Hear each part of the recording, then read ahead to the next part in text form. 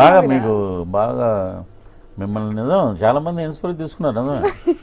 ఎందుకంటే laugh pleasant మనకి 100 problems ఉండొచ్చు, కానీ అవుట్పుట్ వెళ్తున్నప్పుడు ఎప్పుడు ఒకేలా ఉంటుంది నిజం. అది నిజంగా గ్రేటే. అంటే కూర్చున్న కొంతసేపు నవ్వుతే ఆనందం ఉంటుంది కదా, మర్చిపోతాం అన్ని టెన్షన్. ప్రతి ఒక్కరికి టెన్షన్ ఉంటుంది, ఏదో ఒక tension. At least you know we have to. So మీరు ఇది ఒక డైలాగ్ కొడతారా, మీ ఫేవరెట్ డైలాగ్? ఫేవరెట్ డైలాగ్ అంటే ఖడ్గంలో చెప్పాలి. ఓ బిఫోర్ దాట్, మీరు నిజంగా 30 years ఇండస్ట్రీ? లేదు, 30 years కాదు.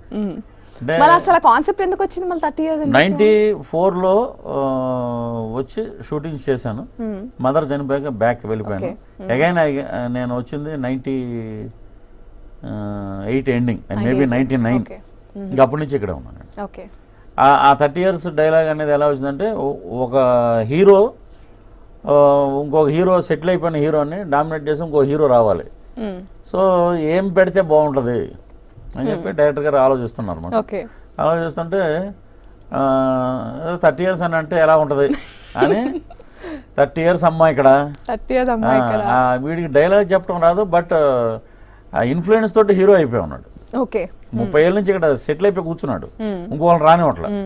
సో డైలాగ్ కరెక్ట్గా లేనప్పుడు ఈ పేపర్ ఏంటి మాకు తెలియదా, బటర్ పేపర్ ఏంటి, 30 years ఇండస్ట్రీ. ఆ డైలాగ్ ఏమో కానీ అంటే ఎవరు వాళ్ళ ప్రొఫెషనల్ యూజ్ చేస్తున్నారు. 30 years ఇండస్ట్రీ అమ్మా. మేము షాక్ అయ్యాం.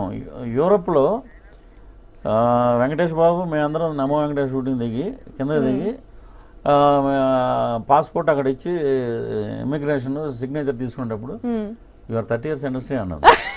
కరీంనగర్ నుంచి వెళ్ళి ఆడ జాబ్ చేస్తుండ్రు ఎవరో ఒక ఆయన.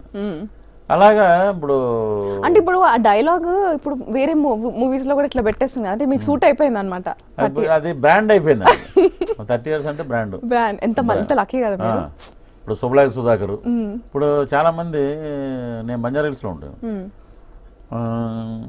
అంటే పృథ్వీరాజ్ ఇల్లు ఎక్కడ, పృథ్వీరాజ్ 30 years ఇండస్ట్రీ, 30 years అంటే సార్ ఏడు ఉంటాడు సార్ అంట.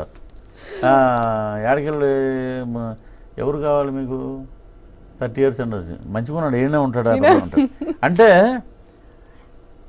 అది అలా వెళ్ళిపోయింది జనాల్లోకి. ఒక శుభలాగ్ సుధాకర్ 30 years ఇండస్ట్రీ. సో అలా వెళ్ళటం కూడా ఒక అదృష్టం ఉండదు.